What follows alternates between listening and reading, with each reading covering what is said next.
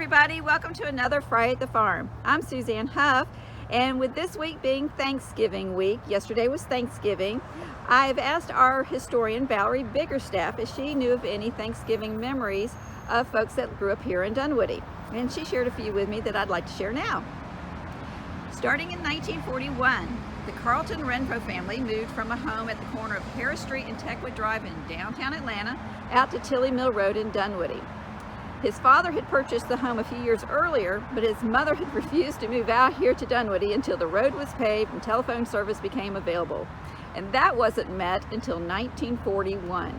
So this was the country then. Carlton recalls that his family usually had goose for Thanksgiving. The goose would be purchased from a store, but yet they raised chickens and ducks on their farm, and some years the family actually had duck for Thanksgiving. Just a couple weeks after Thanksgiving in 1941, on December 7th, the Renfro family gathered around the radio and heard the news of the bombing of Pearl Harbor. And that was a night that the Renfro family will never forget. Another story comes from Joan Moore. She's the daughter of Sue Kirby Jameson and Thomas Jameson.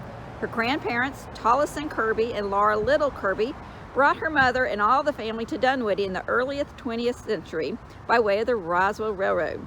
Tollison Kirby worked as a teacher at the Ebenezer School and the Chestnut Ridge School, and then began delivering mail in Dunwoody and Sandy Springs in the 1910s and the 1920s.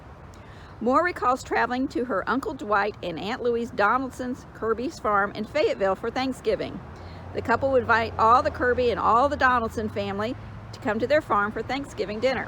Some family members went hunting while visiting the farm.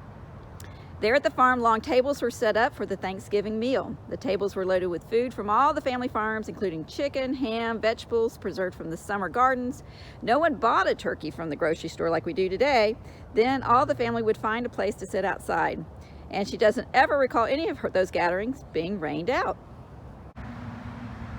Back to the war years, in 1944, at Lawson General Hospital in Chamblee, many of the patients were far away from home and family. However, a Thanksgiving feast was prepared for the soldiers. 200 patients were able to make it to the mess hall for dinner, and another 1,600 had dinner in their hospital beds.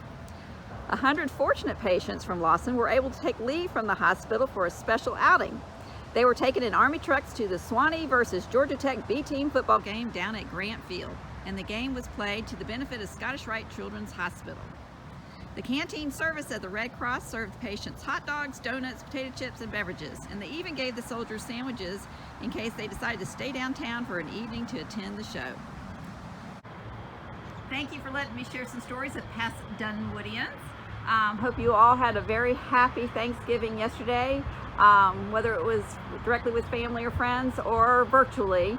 Hopefully we'll be back to normal next year. Have a great weekend, and we'll see you next week. Thank you.